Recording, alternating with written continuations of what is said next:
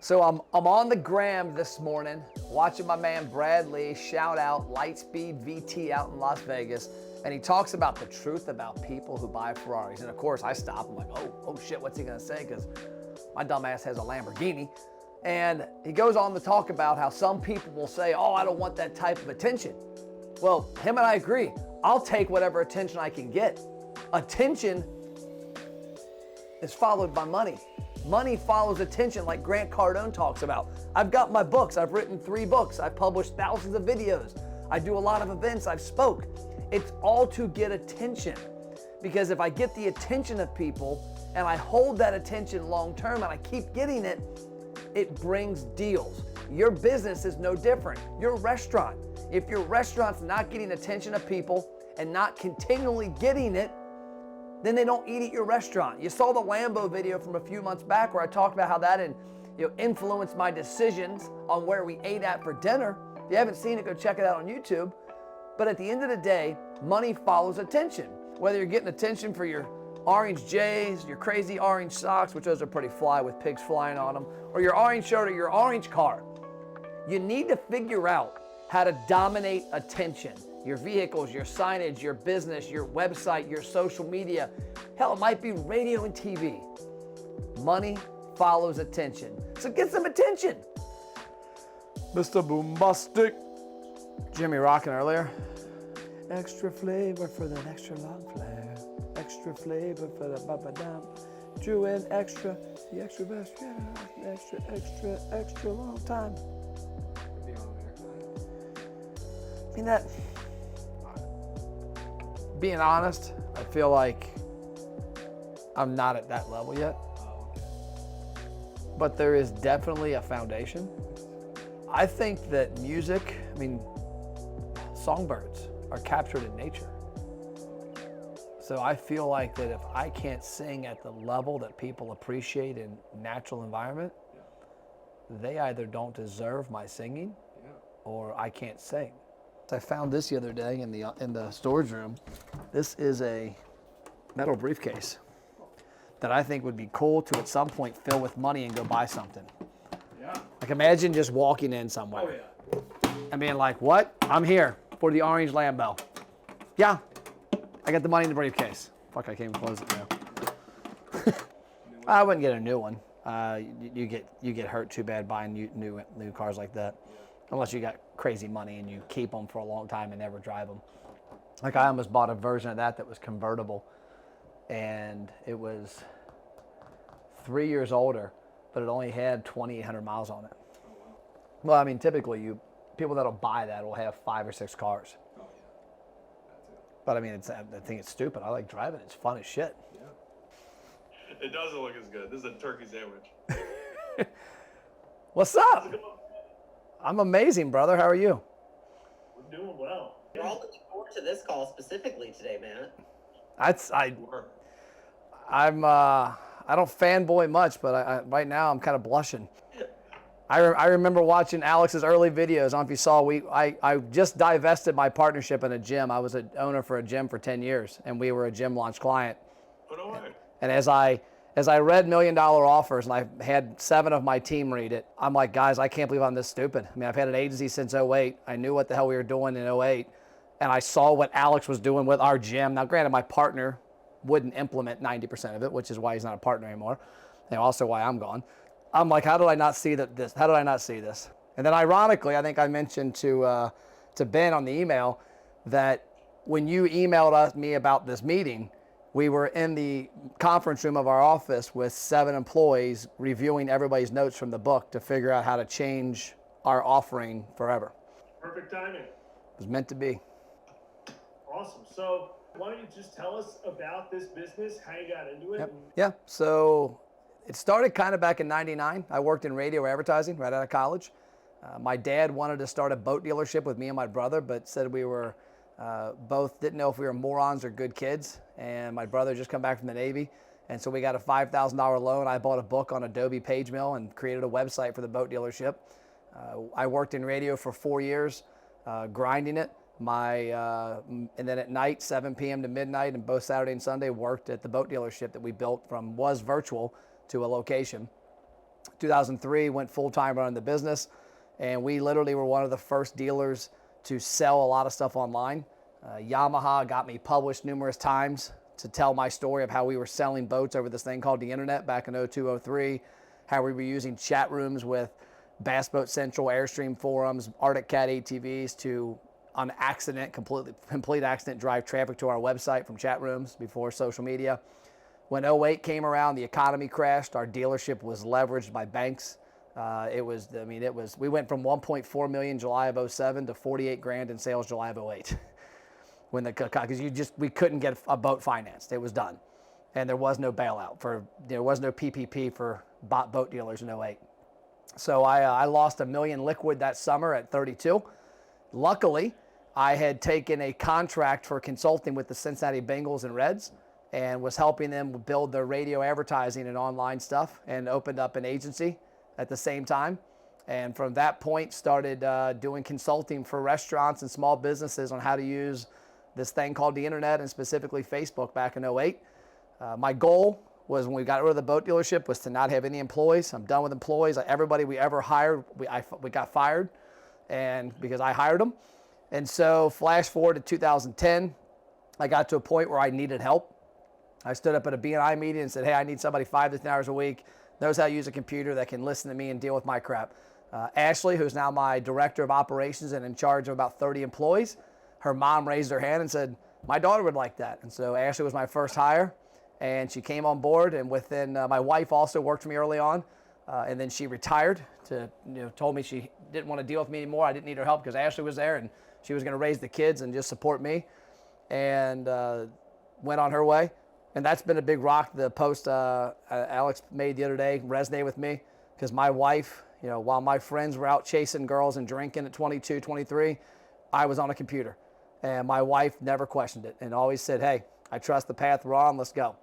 And so she raises the kids and does some stuff for me, odds and ends, that I don't get done. That I, like yesterday, had 2 fans in the back of one of our SUVs that were helping clear some wet carpet at our office, and for 2 weeks. And she went and took them back because she's like, you're getting billed for these. 08 came, so 010, 012, started working with a lot of restaurants. By 2015, realized I had a knack for helping restaurants specifically, and we had 34 clients from 31 industries, me and Ashley, and had the largest car dealership in Cincinnati with 46 locations. We were doing $300 to $400 grand a year those years. It was just me and her, so I was making a lot of money, but my life sucked. So 2015 to 2018, I tweaked what we were doing to go restaurants. I wrote my first book in 2018, got a little nationally known, wrote the second one in 2019, spoke at a Facebook Messenger conference on it, and then wrote the last one last year. And at that point, grew the business. Now, what's different in our business is we were always a done for you. When we were pre-2015, we were a done with you. Every client, we were almost unfireable because they were personal relationships of mine. We knew each other. We golfed. We went to Reds games together. When we went national, I thought, oh, shit, this is easy. I got this mechanism to acquire people through Facebook and Instagram, through a website tool. We'll get them in the store. We'll help them track their sales. Well, we became a commodity to where this last 2 years, people don't do what we ask them to do. They just do what they're paying us to do. And so I had been searching for this. 2018, I did a membership site. 2019, did about $300 to $400 grand in agency sales on accident. Coach, a guy that I'm friends with, a guy named Billy Jean Shaw, that I met in 2016 out in California. I mentored some people for him, and he helped market a webinar I did. And next thing I know, I got 500 agencies following me. And I didn't think I had any secret sauce. And so I learned how to do membership training then, and did some decent stuff there. Realized it wasn't where I needed to go, so I canceled it all in 2019. Thank God, because I didn't want to mess with the last 2 years, which my wife thought I was insane. She's like, "Didn't that thing net like 300 grand?" And I'm like, "Yeah, but it's not what I do. I don't want to do it."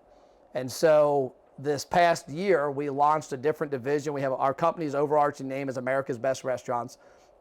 AmericansBestRestaurants.com is a website I bought, spent some money on a year and a half ago, trademarked it. And I realized that we suck at acquisition. We've got every bit of proof you can possibly name on how we help restaurants. Not as extreme as what's in the front of Jim Launch Secrets book. I mean, it's like 80 pages of testimonials, but we've got good shit. when we turn stuff, like we just launched 2 of Guy Fieri's restaurants. It's not him, it's a licensing deal in Branson and Gatlinburg. The owner of the restaurant called me up and said, Matt, we've spent $600 in Facebook ads and we've already had 400 people walk through the doors. Like, this is ludicrous. So we've got that part of it. I've got a full-fledged video team. Like, I've got 5 video guys. Max films me 5 days a week to create content. So we've got studios here. We got everything we can imagine. The other part of the company, which we're doing, is we've got 2 Mercedes vans that are wrapped, that are mobile studios inside. And my team travels for $2,500 a visit. We're going to get on pace by May. We'll have 60 visits a month. And they pay us to drive to their restaurant, film an episode of America's Best Restaurants, hand the content over to them, a media kit we call it, 100 pieces of content. Yes, which is, understood where you're at. What's the 3-year goal? And we asked 3 years because, like, 1 year is a little too close, 5 years is a little too far. Like, what's 36 months from now look like in terms of what you want? 3-year vivid vision. We have it. Okay. We have 3-year goal is that we already own our headquarters. I bought this building because I got it for hell of a deal. It's 9,000 square feet. That was in here. We have our internal program called Database Dynamite that I want to get developed, kind of like how you did with Alan. Because right now we're spending 30 to 40 grand a month. Our clients are with ManyChat and High Level that we could be paying ourselves. The vans we've already launched. I want to launch those and get 15 to 20 of those on the road. I want to have a company beach house so the employees can have a little better life. And I want to own our own restaurant so we can test everything we do and practice what we preach. But revenue-wise, my goal is $25 million in 3 years. Okay. Super Cool. And then I think it's super doable. What's the what's the TAM of restaurants of that size? How many restaurants are between, you know, $1 million and 2.5? 250,000 to 400, and that's independents. We don't like messing with the franchises because you get stuck with corporate morons. right now, where do you spend most of your time? And then what's your leadership team around you look like? So I have zero focus. I have 0 things to do in the company. I took myself out of the org chart about 2 years ago. We went through EOS, read all those books. I'm an avid reader. I got 7 books right here that I plan on reading all year. You think you probably know that one. Actually, I heard about that one from you. But I've got 7 books that I just reread. My part is 4 a.m. to 8 a.m. I focus on the business, and I call it read. I read every morning. I evaluate what I read. I analyze our company based on what I read, and I delegate it to my team. Ashley's in charge of operations completely. Doug's in charge of sales completely. Tom is in charge of automation and tech, and Scott is in charge of account management. David's my marketing director. I give them an email and a task every 2 or 3 days. 8 a.m. to noon, I sit in our sales bullpen and listen to them and say, hey, you said again. Hey, use this word, because I realize that's my biggest asset. 2 years ago, we had me and Doug selling, and I realized that we've got awesome products. My whole boat dealership, when we grew from 0 to 15 million, was built off of salespeople and like, oh shit, we need technicians. Now, this company was built the opposite, because I think the boat dealership's failures were all in operations, and I saw that. So we've spent up until last year building a team of people that do everything technical and fulfillment, and we're heavy there. My accountant was in here yesterday with our bank. Our bank is actually doing some other stuff. We're looking at some things with us, line of credit, things like that, and we were talking because we got money in a savings account, and he's like, why don't you have a line of credit against that, whatever. So we're talking yesterday, and he's looking at our numbers, and he's like, Matt, what's the next 3 million look like for you guys in revenue? And Chris laughed. He's an at-large contract accountant, does all our stuff. He has an office in our office here. And he laughed. He goes, oh, it's pretty funny. Matt has done so much payroll and adding people the last 12 months that he doesn't need to add it. Like 50 grand in revenue is one person coming on board as a success coach. Everything else is there. So the next 12 to 18 months, we've got the people in place to grow it. It's just success coaches, people making sure that we're having deep relationships with our clients.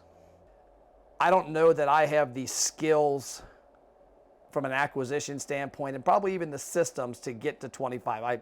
I'll figure it out, but it might be bumpy. I mean, I took the boat dealership, me and my dad and my brother, from a shed and a website to 15 million in 4 years in 3 locations.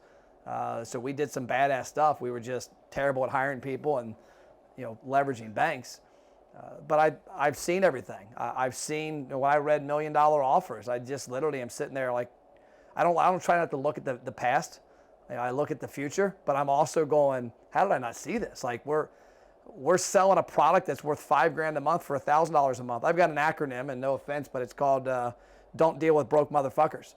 And I think for me, I realized it about a month ago was that, and I don't even mean financially, it's morally, it's ethically. I had a customer a month ago, drop some vulgarity in one of our Facebook workplace posts referencing something my employee did with him. I called him up and fired him. I said, dude, I don't play that. He's like, what do you mean? I'm like, I don't know what your reasoning was, but she works her ass off for you. And he's just a jackass.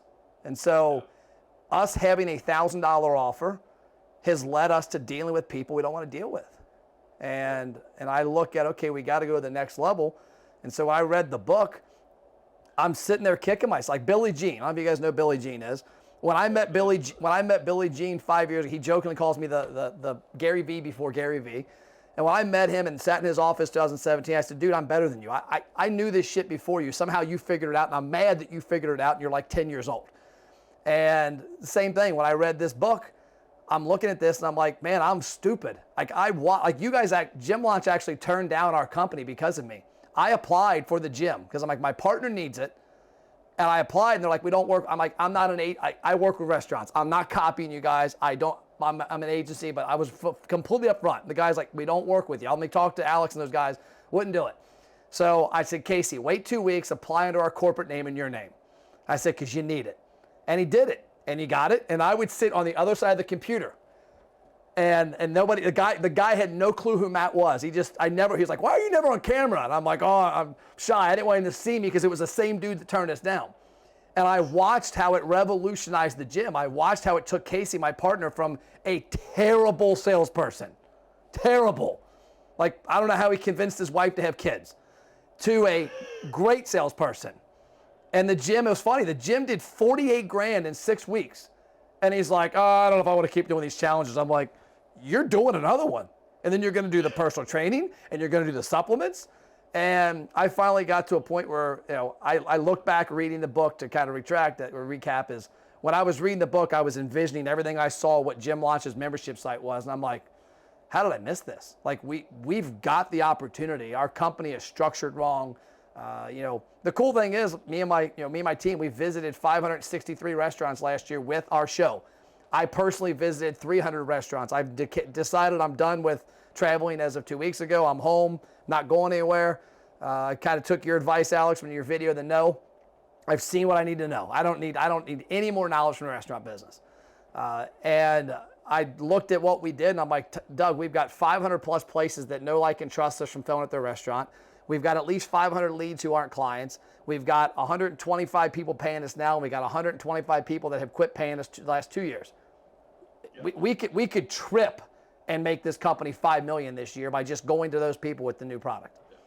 Being made blaming. So yep. I appreciate the intestinal fortitude of just fucking moving. No, and I appreciate all you've done. No bullshit, just the content. I mean, there's 2 or 3 people I watch online. I don't consume social media. My team posts Facebook. I've made like 3 Facebook posts about my son playing lacrosse, and that's about it. I don't digest social media. I read Deep Work about a year ago and quit doing it. But I digest Instagram, and it's you, Grant Cardone, and Brad Lee. And just because they all kind of hit from different things, but honestly, your content and your advice, and I just now started seeing your wife's content on LinkedIn, which is awesome. But it's real, and it hits home pretty hard. So, hell, I think even with that, we'll get to 10 million. Well, I appreciate it. And congrats again, and we'll be in touch soon, all right? Cool. Thank you all. Thanks, Matt. Bye. It's interesting. Never know. His company, in perspective, was about half the size of what we are now, and in 12 months went to 10 times the size we are right now. Actually, 15 times. Yeah, about 15 times the size in 12 months. Gym launch. Come on, get these kids up.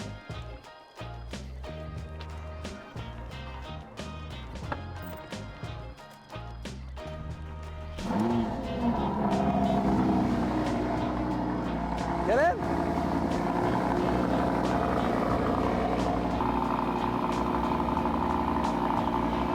Gotta give him a Lambo shirt now, though. He's got Camaro on. Here, press the gas a little, rev it up a little. Don't hit it too hard, a little, though. It's the funnest part. It's just the stock. I don't like. Yeah, you can make them louder. I'm not a fan of modifying though. It's all original, so the more you can keep it original, if you don't drive it too much, it'll actually gain money every year. You're welcome. Thank you. You're welcome.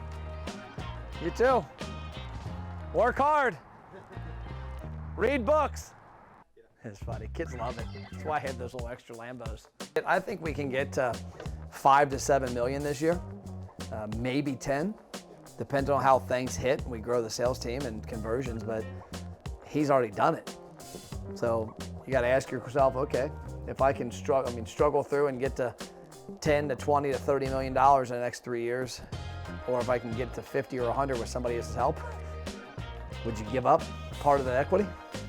I would.